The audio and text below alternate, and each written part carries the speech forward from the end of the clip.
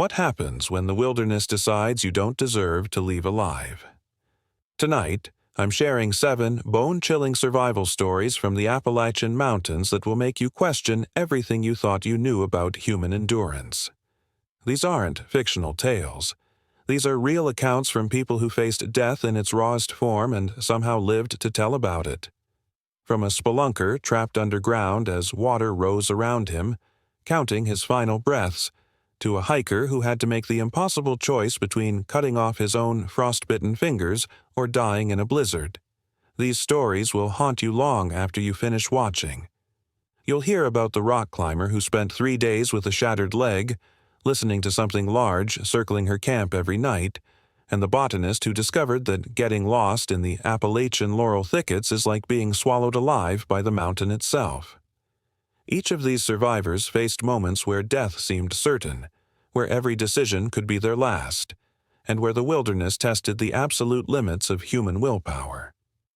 Before we dive into these terrifying true accounts that will change how you see nature forever, make sure to hit that subscribe button and ring the notification bell, because stories this intense deserve to be shared, and you won't want to miss what's coming next. These 7 people went into the Appalachian wilderness as ordinary hikers, climbers, and explorers, but what they faced out there transformed them forever, and their stories will do the same to you. Story 1. The Whiteout Trap. Marcus Chen's fingers were already turning blue when the crushing realization hit him like a sledgehammer. The mountain was actively trying to murder him with calculated malice. What started as a routine February descent down Mount Mitchell's Balsam Ridge Trail became a nightmare beyond his darkest fears when the sky unleashed pure hell in the form of a whiteout blizzard that seemed to materialize from his worst nightmares with supernatural speed. One moment he was savoring the crisp mountain air with confident satisfaction, feeling invincible after conquering dozens of Appalachian peaks. The next, he was being brutally battered by winds so violent they knocked him sideways with merciless fury, snow so thick he couldn't see his own boots through the terror-inducing white void that swallowed everything, and a cold so savage it felt like his lungs were being slowly frozen from the inside out with deliberate, vengeful cruelty. The temperature didn't just drop. It collapsed with devastating speed from a manageable 32 degrees to what his weather app later recorded as -18 with wind chill. But Marcus wouldn't know that because his phone died in his pocket with heartbreaking finality, the battery murdered by the cold in less than 10 agonizing minutes, leaving him completely cut off from the outside world with soul-crushing isolation. He tried to retrace his steps with growing desperation and mounting panic, but the trail had vanished with soul-crushing completeness, swallowed by a white void that stretched endlessly in every direction like a frozen purgatory designed specifically to trap him. And when he reached for his emergency GPS with trembling hope and prayers on his lips, his hands were shaking so violently from pure terror and the brutal cold that he dropped it into the snow where it disappeared forever with gut-wrenching finality, like watching his last lifeline sink into quicksand. That's when the real terror began. Not just the overwhelming panic of being lost in the wilderness, but the bone-deep horror of feeling his body systematically shutting down as hypothermia crept through his system like death itself, slow and unstoppable and utterly merciless in its advance through his veins. His water bottles had frozen into useless blocks of ice with mocking cruelty. His supposedly weatherproof gloves were soaked through with bitter disappointment and false promises, and when he stumbled over a hidden route with clumsy desperation, fighting against the snow that was now knee-deep and growing deeper by the minute, the crack of his hiking pole breaking was followed by an even worse sound that filled him with absolute dread. His down jacket ripping open on a jagged branch with devastating finality, releasing a cloud of feathers that the wind snatched away like his hope of staying warm, like his very chances of survival being torn from his grasp by invisible hands. Marcus could actually feel his core temperature dropping with terrifying awareness, could feel the life literally draining from his body degree by degree, could feel his thoughts getting fuzzy with growing panic and his movements becoming clumsy with helpless frustration as his motor functions began to fail him when he needed them most. He knew, with crystal-clear, soul-crushing certainty that sent ice through his already frozen veins, that he had maybe 90 minutes before hypothermia would steal his ability to think rationally, and maybe 3 hours before he'd become another statistic, another hiker who just laid down in the snow and never got back up, forgotten and alone, his body not found until spring thaw revealed his frozen corpse to horrified searchers. Every direction looked identical in the whiteout with maddening, disorienting sameness that made him question his own sanity. Every step could lead him deeper into the wilderness or off a cliff he'd never see coming through the white curtain of death, filling him with paralyzing dread that made his heart race despite the cold, and the wind was screaming so loud it drowned out his own panicked breathing with overwhelming fury, like the mountain itself was roaring its intention to claim another victim. Snow was piling up so fast it was already above his knees with relentless determination, making each step a brutal battle against exhaustion and despair. That sapped his remaining strength, and he could feel his body heat bleeding away through the torn jacket faster than he could generate it, filling him with hopeless terror as he watched his breath form smaller and smaller clouds in the frigid air. His toes were going numb with alarming speed. His face felt like it was being flayed alive by the wind-driven snow, and when he tried to call for help, his voice was swallowed by the storm before it left his lips, leaving him with the devastating realization that he was utterly, completely alone in this frozen hell. The snow kept falling with supernatural intensity, covering his tracks within minutes and erasing any hope of backtracking to safety, while the wind howled like banshees around him, disorienting him further and making every shadow in the white void look like salvation until he stumbled toward it, only to find nothing but more endless snow and crushing disappointment. That's when Marcus made the most desperate decision of his life with raw determination born from absolute desperation. He dropped to his knees in the howling storm with tears freezing on his cheeks and started digging into the snow with hands that could barely feel anything, his heart pounding with primal fear as he raced against his own failing body to create a shelter before the Appalachian wilderness added his name to its long list of the dead, knowing that this makeshift cave in the snow was either going to be his salvation or his frozen tomb. Story 2. 72 Hours in the Gorge. Sarah McKinnon was 20 feet up the limestone face of Seneca Rocks when she heard the sickening crack that would haunt her nightmares forever. Not the sound of rock breaking, but the sound of her own femur snapping like a dry branch as her foot slipped and her body twisted in ways bones were never meant to bend. The agony hit her like a freight train loaded with molten metal, so intense she nearly blacked out while still clinging to the rock face with white-knuckled desperation, her left leg now hanging at an impossible angle that made her stomach lurch with nauseated horror. She managed to rappel down with tears of pure agony streaming down her face, each movement sending lightning bolts of pain through her shattered leg that made her scream until her throat was raw, only to discover with soul-crushing despair that her climbing partner had hiked back to get cell service and wouldn't return for hours, leaving her completely alone in the remote gorge with a compound fracture and storm clouds gathering overhead with ominous intent. The broken bone had punctured through her skin with gruesome finality, blood soaking through her climbing pants with alarming speed, and she could see the jagged white edge of her femur protruding through the torn flesh like some macabre flag of surrender that filled her with sick dread. Within the first hour, as Sarah tried to fashion a splint from her climbing gear with hands shaking from shock and pain, she heard the distant rumble of thunder that made her blood run cold with terrifying realization. Flash floods were common in this gorge, and the narrow canyon she was trapped in would become a death trap if the storm unleashed its fury upstream.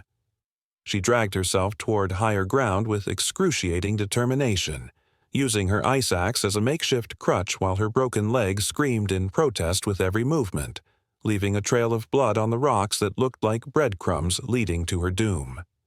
The pain was so overwhelming it came in waves that made her vision blur and her consciousness flicker like a dying candle, and she had to bite down on her climbing rope to keep from screaming so loud she'd attract every predator in the mountains to her helpless, bleeding form. By the second day, delirium from pain and dehydration was setting in with terrifying intensity, making her see things that weren't there,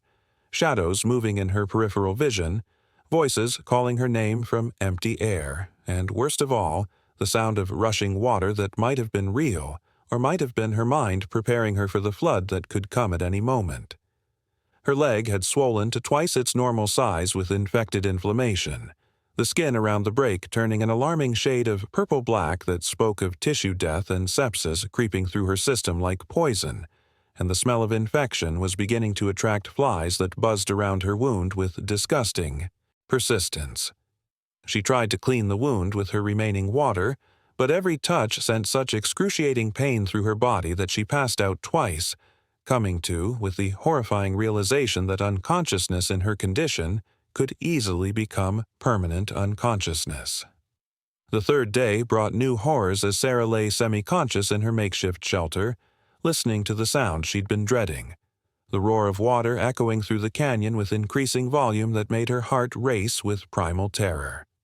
Somewhere upstream, the storm had finally broken, and a wall of water was racing toward her position with unstoppable force, carrying with it trees, rocks, and debris that would crush anything in its path. She could see the water level rising with desperate panic, inch by terrifying inch, and knew with crystalline clarity that she had maybe 30 minutes before the flood reached her ledge, maybe an hour before the entire gorge became an underwater tomb. Her broken leg made climbing impossible. Crawling was agony beyond description, but staying put meant certain death by drowning in the churning brown water that was already claiming the lower sections of the gorge with hungry determination. With her last reserves of strength fueled by pure survival instinct and the kind of desperate courage that only comes when death is reaching for you with outstretched fingers, Sarah began the most terrifying race of her life, dragging her broken body up the canyon walls as the floodwaters rose behind her, each movement a battle against pain, gravity, and time itself, knowing that one slip, one moment of weakness, would send her tumbling into the rushing torrent to be swept away and lost forever in the merciless Appalachian wilderness. Story 3. The Hunter Becomes Hunted. James Whitmore thought he was tracking a 12-point buck through the dense undergrowth of Great Smoky Mountains National Park when he realized with bone-chilling terror that something massive was tracking him instead, something that had been following his scent for the past 2 hours with predatory patience that made his blood run cold. The first sign was the eerie silence that fell over the forest like a suffocating blanket. No birds chirping, no squirrels chattering, no insects buzzing. Just an unnatural quiet that every fiber of his hunter's instinct screamed was wrong, dangerously wrong. Then came the sound that turned his confident hunting expedition into a nightmare of primal fear, the deep, guttural huffing of a massive black bear somewhere behind him in the thick rhododendron, close enough that he could hear the creature's claws scraping against tree bark as it marked its territory with territorial aggression that promised violence. James had been bow hunting for 23 years and thought he understood bear behavior, but this animal was different, exhibiting a stalking pattern that filled him with growing dread and made his hands shake as he gripped his compound bow with white-knuckled desperation. The bear wasn't just wandering through its territory, it was actively hunting him, following his trail with deliberate intent, staying just out of sight but close enough that James could smell its musky, wild odor carried on the wind like a promise of death. Every time he tried to change direction and escape toward his truck parked 3 miles away, he'd hear the creature adjust its path to intercept him, moving through the forest with surprising stealth for something that probably weighed over 400 pounds of pure muscle and fury. The psychological torture was unbearable as James realized he was trapped in a deadly game of cat and mouse where he was definitely the mouse, and the cat had all the advantages: superior strength, intimate knowledge of the terrain, and killing instincts honed by millions of years of evolution. Hours passed with agonizing slowness as James tried every evasion technique he knew, but the bear stayed with him like a shadow made of claws and teeth, sometimes so close he could hear its heavy breathing in the underbrush, sometimes seeming to disappear completely only to announce its presence with a bone-rattling roar that echoed through the mountains and made his heart nearly stop with terror. He tried climbing trees, but the bear's claw marks on the bark showed it could climb faster and higher than he ever could, leaving him with the horrifying realization that there was literally nowhere to run,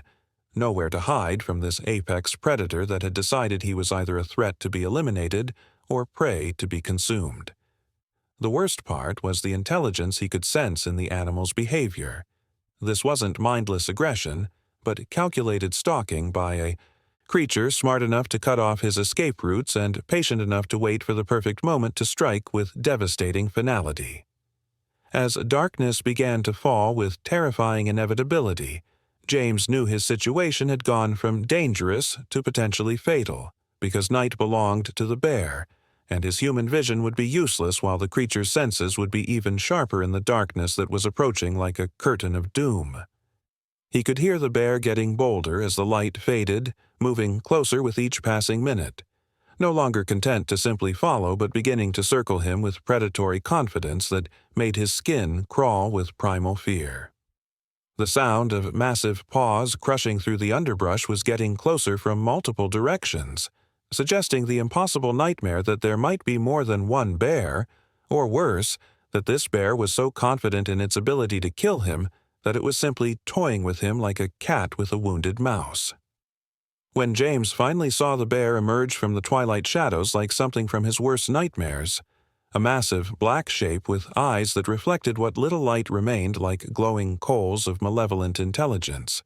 he realized with soul-crushing certainty that his bow and arrows were pathetically inadequate against this killing machine that stood nearly 7 feet tall on its hind legs and probably had jaws strong enough to crush his skull like an eggshell. The bear's behavior was unlike anything he'd read about in hunting magazines or survival guides, showing a level of aggressive persistence and territorial dominance that suggested this particular animal had lost its natural fear of humans, possibly through previous violent encounters that had ended badly for the humans involved. As the creature began its final approach with deliberate, measured steps that spoke of absolute confidence in the outcome, James made the desperate decision that would determine whether he lived to see another sunrise. He would have to abandon everything he thought he knew about bear encounters and fight for his life with primitive savagery, because running was no longer an option, and playing dead would simply make the bear's job easier as it began to feed on his still-living body in the suffocating darkness of the Appalachian wilderness. Story 4. When the Trail Disappeared. Elena Rodriguez was 3 days into what should have been a routine solo backpacking trip through the Cherokee National Forest when she woke up on her 4th morning with the devastating realization that something was terribly, horrifyingly wrong with her body and her world had just collapsed into a nightmare of survival. The violent stomach cramps hit her like sledgehammers to the gut, followed immediately by waves of nausea so intense she could barely lift her head from her sleeping bag, and when she finally managed to crawl out of her tent with agonizing effort, she discovered with soul-crushing despair that the trail she'd been following for 3 days had completely vanished, washed away by flash floods during the night that had turned the familiar landscape into an alien maze of mud, fallen trees, and raging water that mocked her desperate attempts to find any recognizable landmark. Her GPS showed nothing but error messages with maddening consistency. Her compass spun wildly as if the magnetic north had shifted just to torment her, and her emergency whistle produced only weak, pathetic sounds that were swallowed by the roaring wind and rain that continued to pummel her with relentless fury. The food poisoning from what she now realized were contaminated berries she'd eaten the previous evening was turning her digestive system into a torture chamber of unimaginable agony, causing her to lose precious fluids through violent bouts of vomiting and diarrhea that left her weak, shaking, and dangerously dehydrated in conditions where every ounce of strength was vital for survival. She tried to force herself to drink water from her purification tablets, but her rebellious stomach rejected everything with explosive force, creating a deadly cycle where the more dehydrated she became, the sicker she felt, and the sicker she felt, the less she could keep down the water her body desperately needed to fight off the toxins ravaging her system like biological warfare.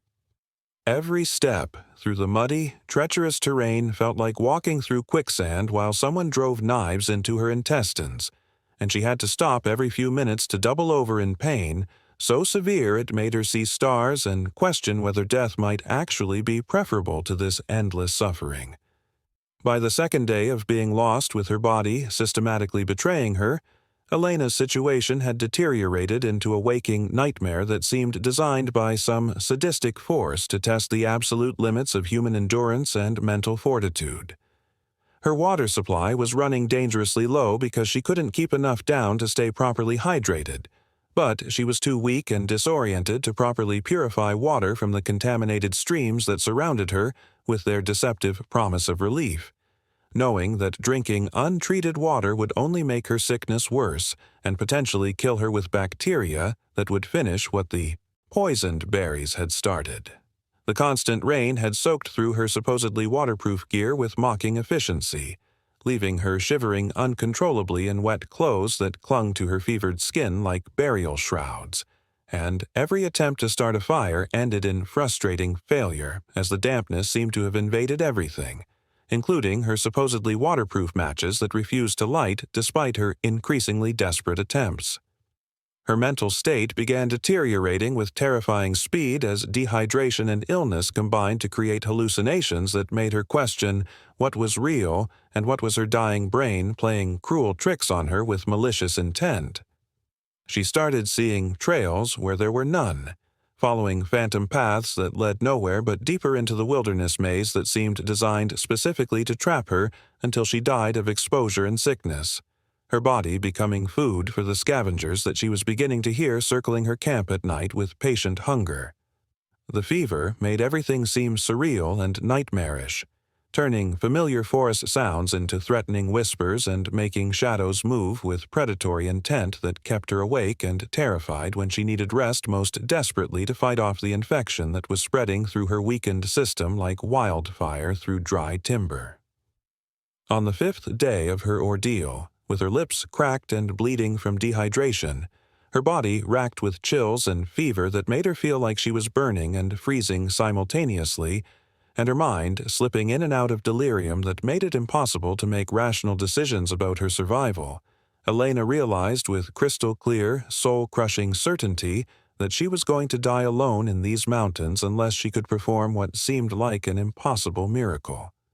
Her emergency beacon had been damaged in a fall she barely remembered through her fever-induced haze.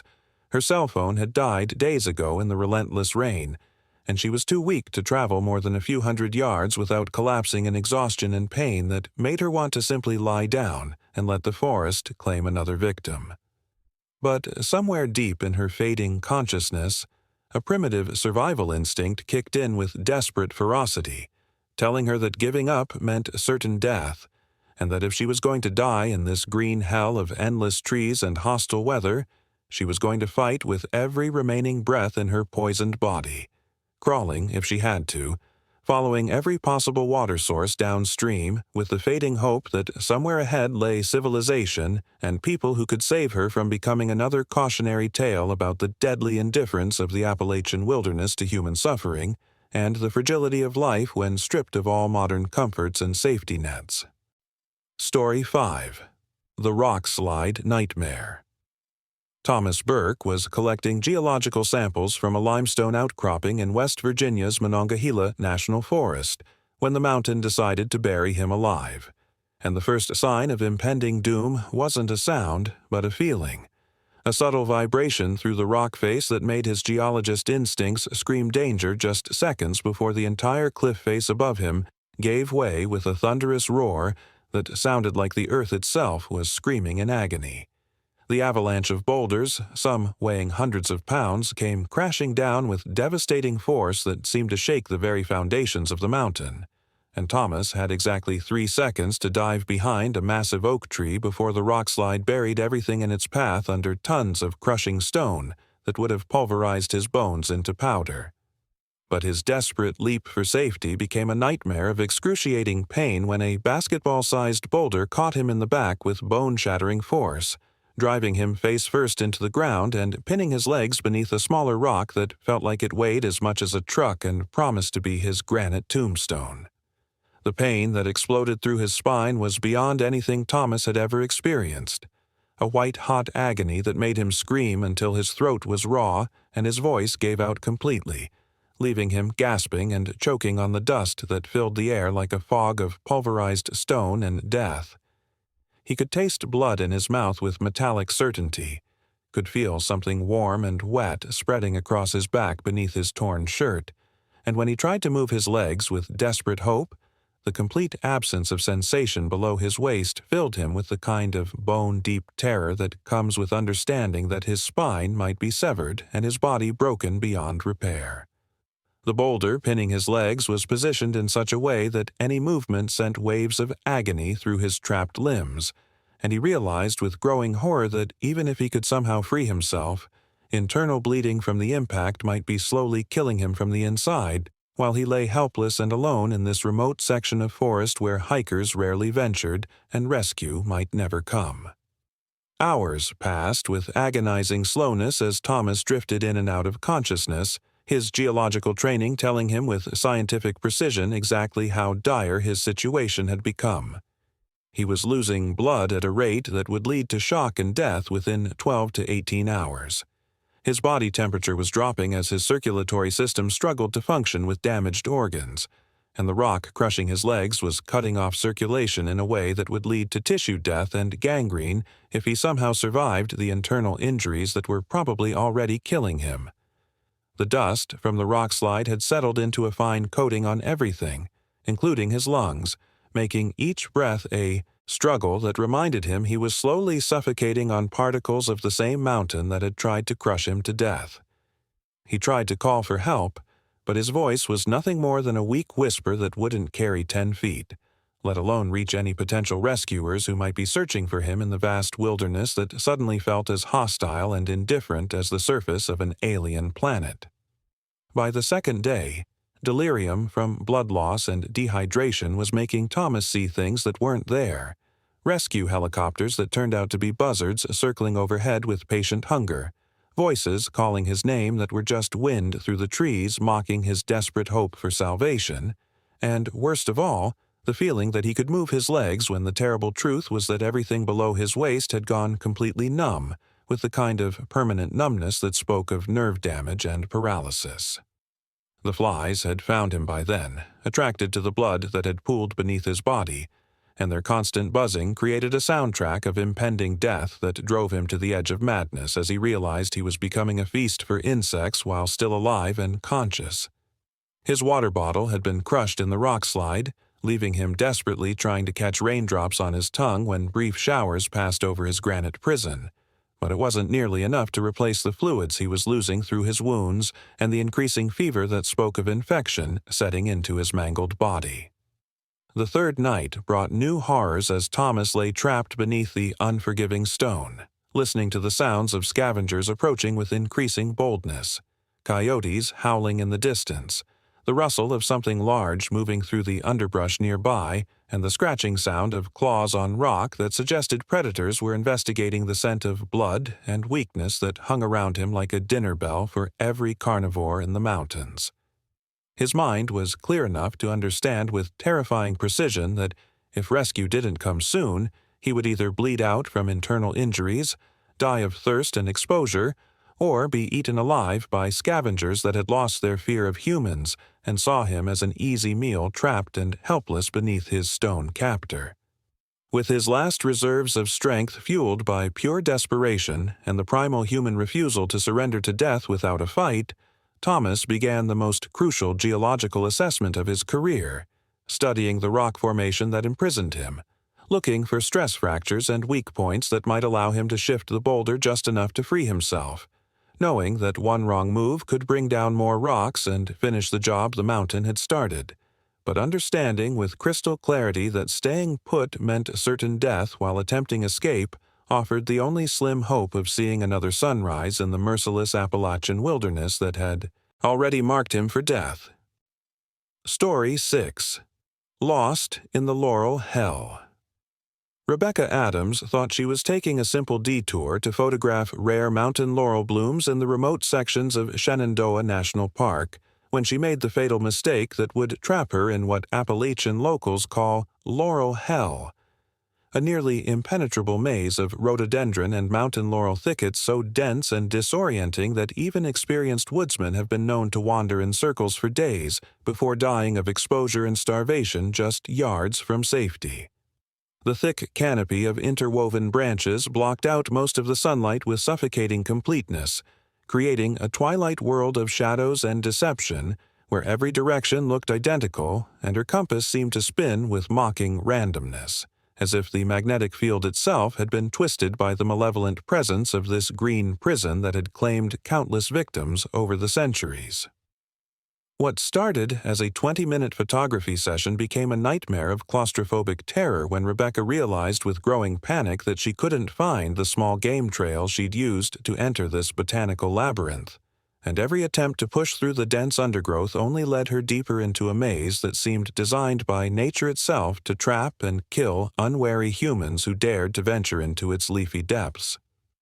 The rhododendron branches formed a tunnel system so thick she had to crawl on her hands and knees in many places, her expensive camera equipment getting caught on thorns that seemed to reach for her with deliberate malice, tearing her clothes and skin with razor-sharp efficiency while the oppressive canopy above blocked out so much light that she couldn't tell if it was noon or dusk in the outside world.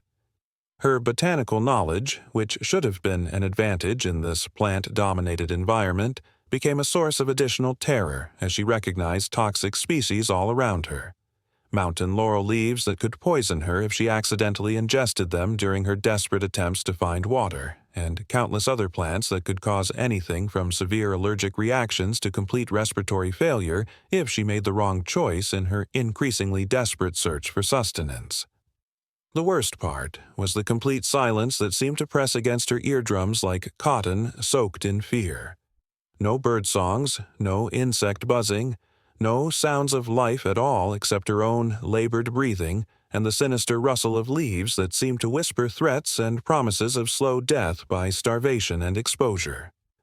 By the second day, hypothermia was setting in with terrifying efficiency as the dense canopy trapped cold, damp air close to the ground like a refrigerated tomb, and Rebecca's wet clothes from the constant moisture that dripped from the leaves above began to steal her body heat with relentless determination that made her shiver uncontrollably, and her teeth chatter so violently she was afraid she might crack them. Her attempts to start a fire ended in frustrating failure as everything in this green hell was perpetually damp, the matches in her supposedly waterproof container having somehow absorbed enough moisture to become useless,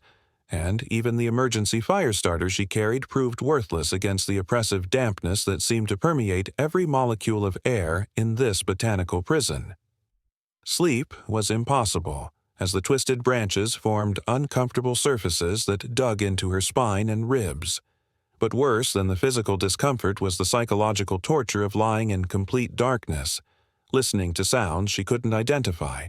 rustling that might be wind or might be something large moving through the undergrowth, scratching that could be branches rubbing together or claws against bark, and, most terrifying of all, the occasional snapping sound of twigs breaking under weight that suggested something heavy was moving through the laurel hell with her, something that knew this maze far better than she did.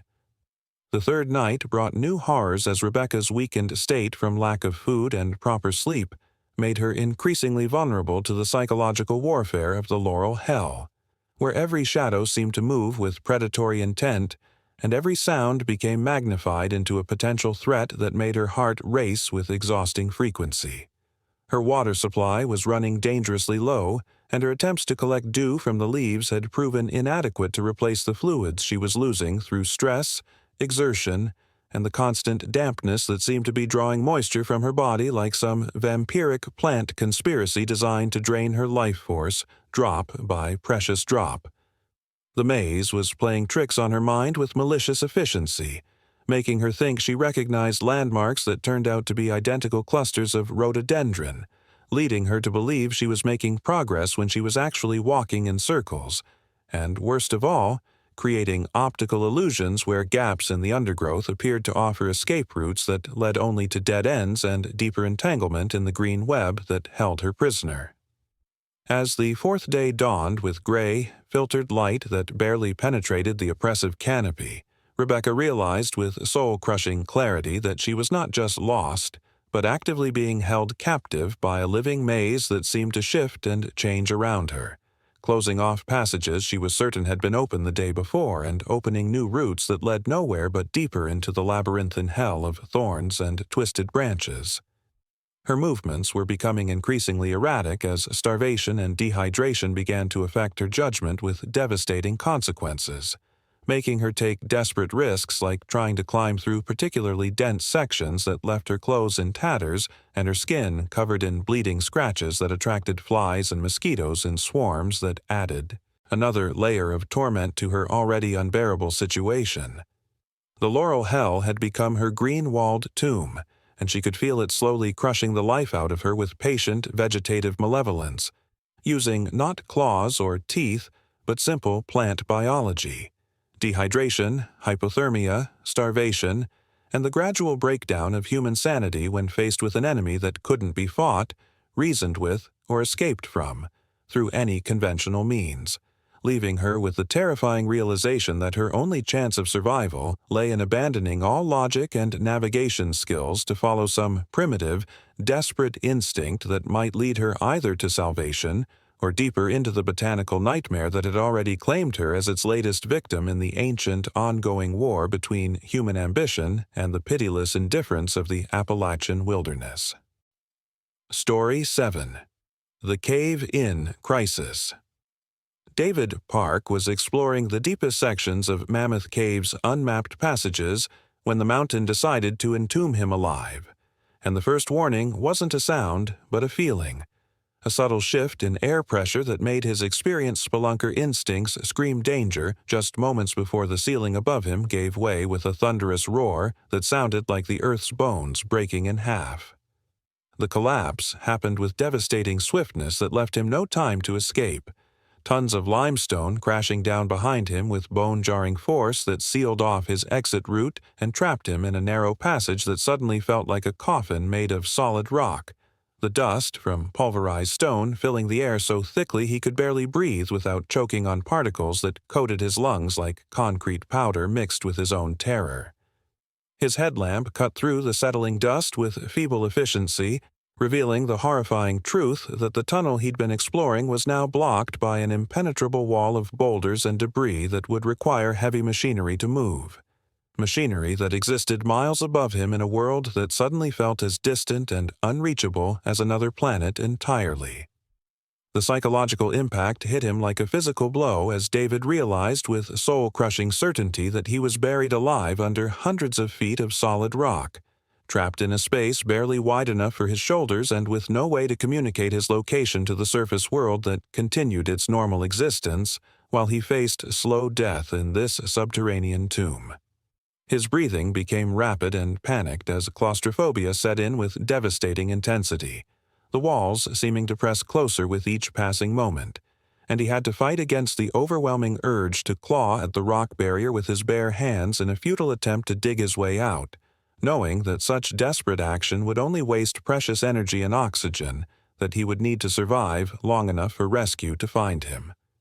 The cave-in had damaged his radio equipment with cruel efficiency, leaving him with nothing but the echo of his own voice bouncing off stone walls when he screamed for help until his throat was raw and his voice gave out completely. The silence that followed his desperate calls more terrifying than any sound he'd ever heard because it confirmed his worst fear. He was completely, utterly alone in this underground prison.